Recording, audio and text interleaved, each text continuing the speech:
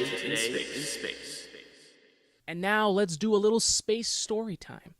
The Great American Eclipse of 2017 was a great excuse to discuss total solar eclipses, as if I needed one.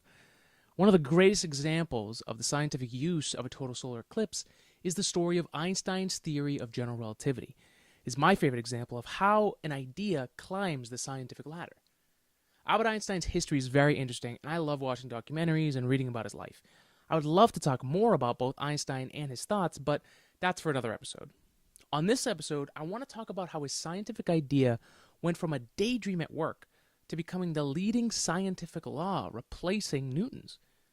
But I do want to touch on how Einstein the individual was able to pursue his idea up the scientific ladder and what he went through to do so.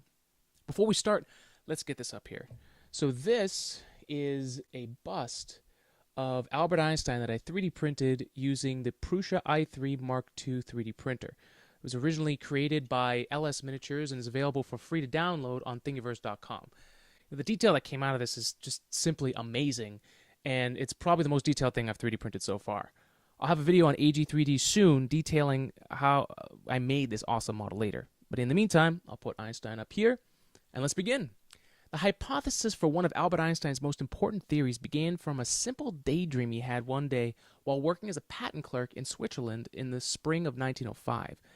Einstein was riding on the bus in Bern and looked back at the clock tower as they drove away. He wondered what would happen if the bus were moving away from the clock tower at almost the speed of light.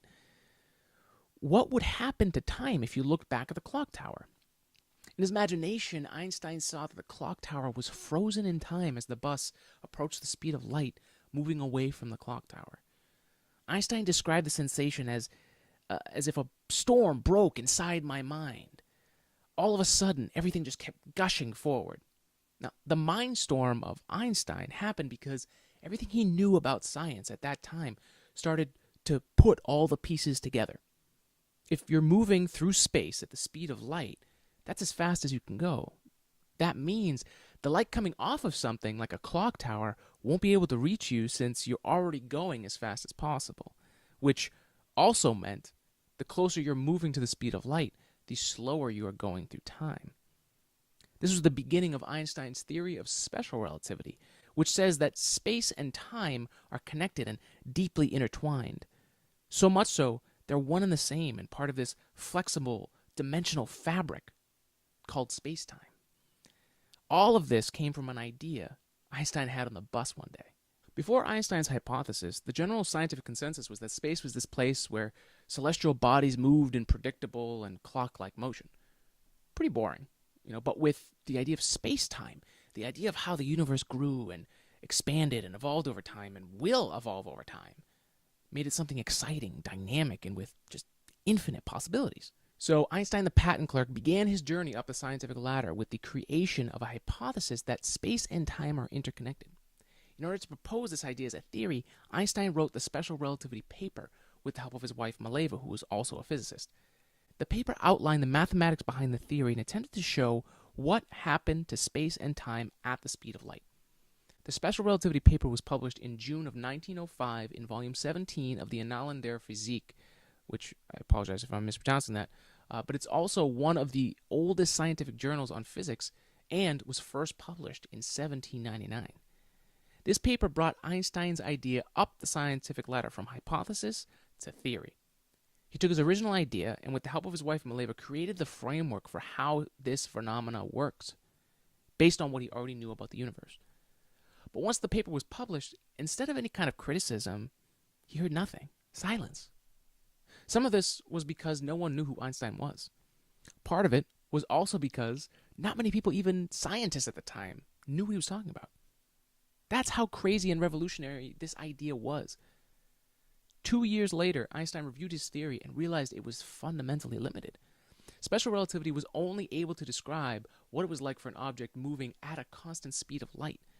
In real life and in the universe, everything is accelerating always. Speeding up, speeding down, when you're driving, bumps in the road, friction, all of those things and more make constant speed almost impossible to maintain and keep up. So Einstein adjusted his theory to adapt to the real world. And in my opinion, this is a really important part of the process. It's intellectually honest and scientific to change your mind when you're given new facts and information. And we've talked about this a few episodes ago in the podcast. Einstein made the decision to make this theory even more incredible and revolutionary so that it could account for the whole universe. This new equation of relativity would generalize everything in the universe. Einstein realized that there was also another missing element in his original theory: gravity. Now, let's take a quick trip back in time to the 1600s to Isaac Newton. Now, Newton had been the first to really figure out that gravity existed. He described it as a force that pulled objects as it fell, and it was also invisible. And if you remember Newton's laws, the first states that an object in motion or at rest will stay in that state unless a force is acted upon it to change its state of motion.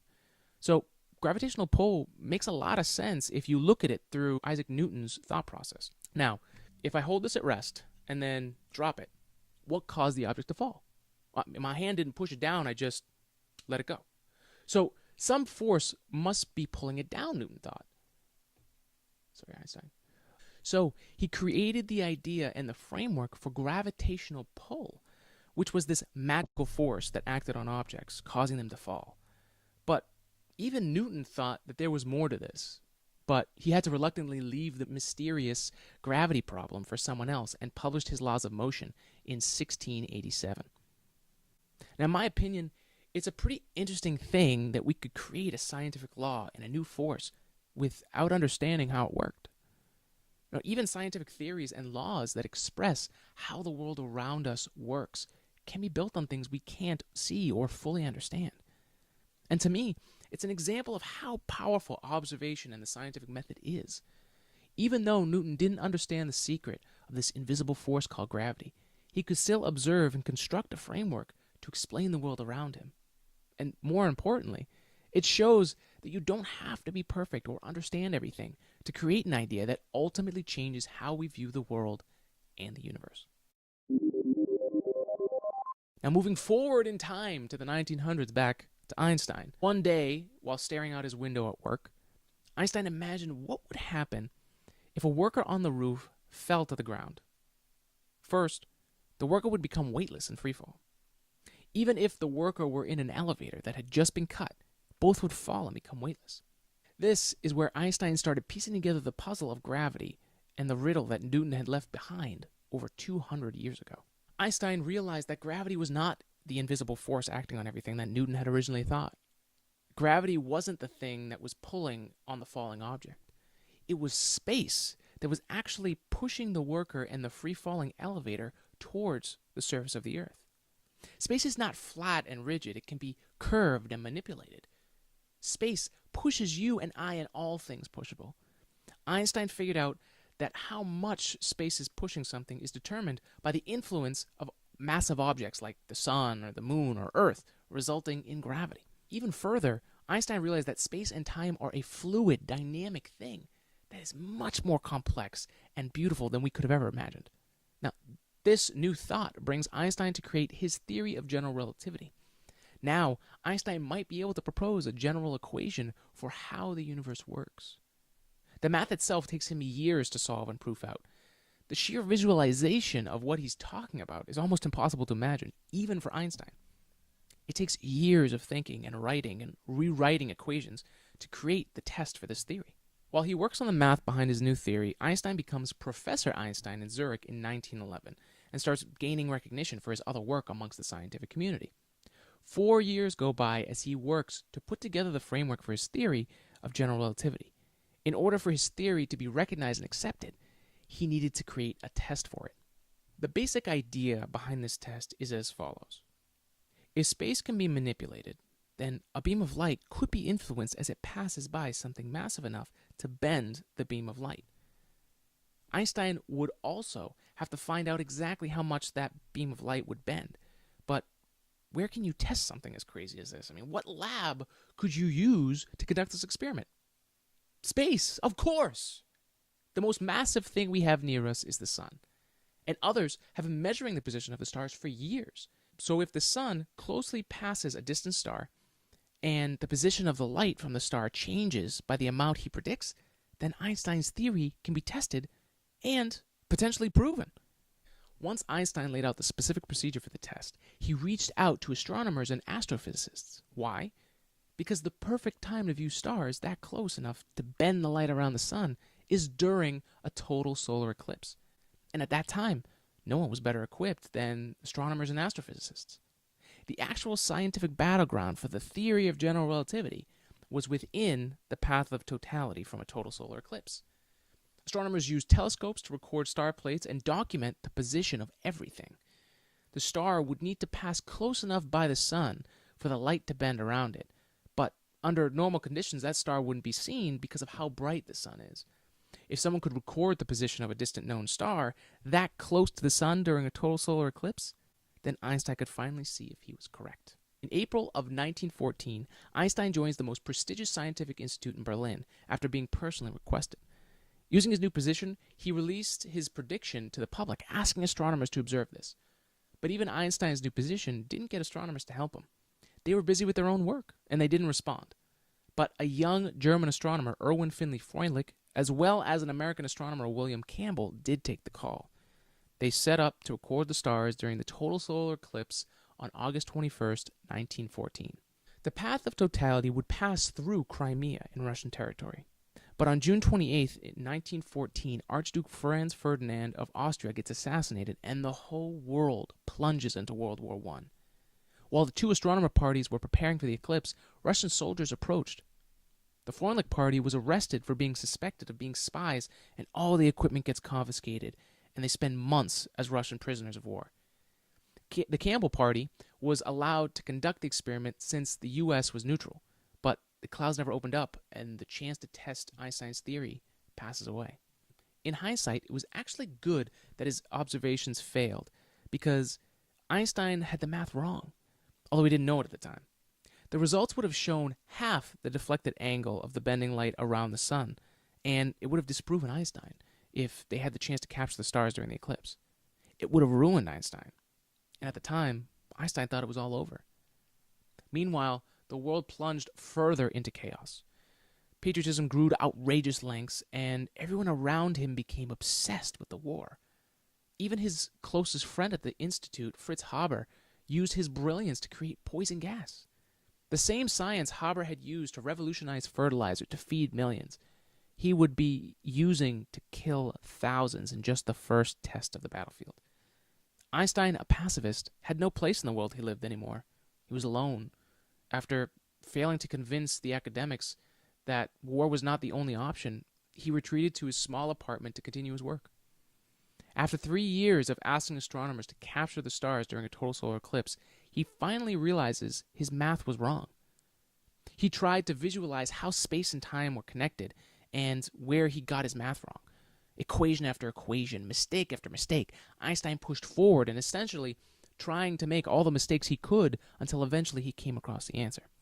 It's now 1915, 10 years after he started work on his theory.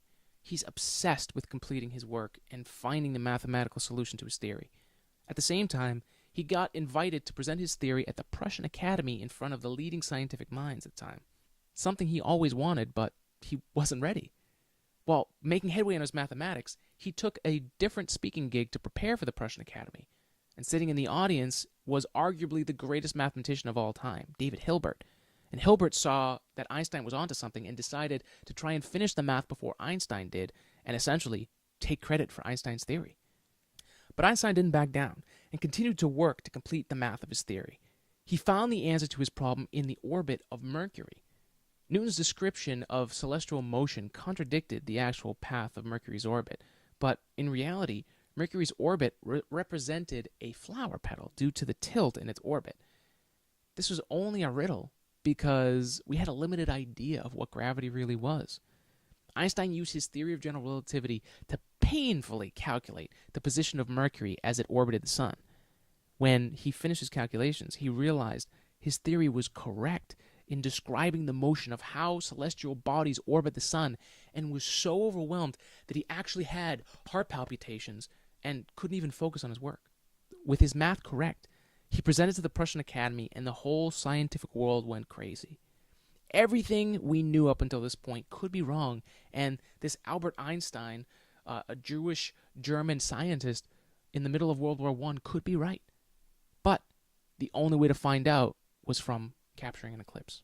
At this point, word spread about Einstein's theory of general relativity and started to gain traction. So much so, it actually made its way across the battlefields of the Great War, which was really something since, until now, Einstein's work had been contained within the German-speaking science community. Dutch physicist William de Sitter of Holland, which was a neutral nation during World War I, translated and sent a copy of Einstein's work to British astronomer Arthur Eddington. Eddington decided to set up an expedition to capture the total solar eclipse. Around the same time, American astronomer Campbell got back in the game and created a custom telescope just for the eclipse. Campbell was the first to capture the eclipse, but didn't see what Einstein had predicted. After Eddington managed to capture the eclipse and was working on the position of the stars, Campbell was presenting his results to the scientific world. This is a big moment in the battleground of science. Being the one who proves or disproves a theory is a big deal. And if you make a mistake trying to prove a theory wrong, it could be the end of your career. Before Campbell revealed his results, a message from Eddington came in stating that it's possible Einstein's right. Smartly, Campbell decided to wait until Eddington presented his results. And once Eddington revealed that the star's position was off by what Einstein predicted, the world went crazy. The war-stricken world fell in love with the pacifist German Jewish theoretical physicist Albert Einstein. He became extremely famous, and with that fame brought lots of doubt about his theory in the scientific community. But the cheese grater of truth that is the peer review process, as well as more viewings of the total solar eclipses, vindicated Einstein, and our whole understanding of how the universe worked changed. With all this testing, Einstein's theory became natural scientific law because it was observed to happen again and again and again. But it also opened up new questions. Whole new branches of science were created. Inspired people everywhere started to learn about the warping of space-time and how the universe works. This set up the groundwork for the future for NASA and the space race to the moon, and of course, the existence of Today in Space. And that is the story of how Einstein's dream on a bus while working as a patent clerk made its way up the scientific ladder to become a theory. And after World War and the brutal peer review process, it became natural scientific law. I hope you enjoyed this session of Space Storytime and my favorite example of how scientific idea can make its way up the ladder. And also how determination and persistence can help you achieve anything, even if the world around you seems on the edge of annihilation. Now, I'd like to share the experiments I conducted during the Great American Eclipse of 2017 from my own backyard. I wasn't able to go to the path of totality, but I was able to view the partial solar eclipse. I attempted a few experiments, not all of which worked, but I did learn a lot from my very first eclipse. So, let's begin. And that does it for this episode of Today in Space. Thank you for joining me. I really do appreciate you taking the time. If you're interested in what else we do here at Today in Space, you can head over to our website at www.todayinspace.net. Find us on YouTube on our page Today in Space, or listen to us on iTunes or your favorite podcast player. I am Alex Giorfano, science communicator, and until next time, spread love and spread science.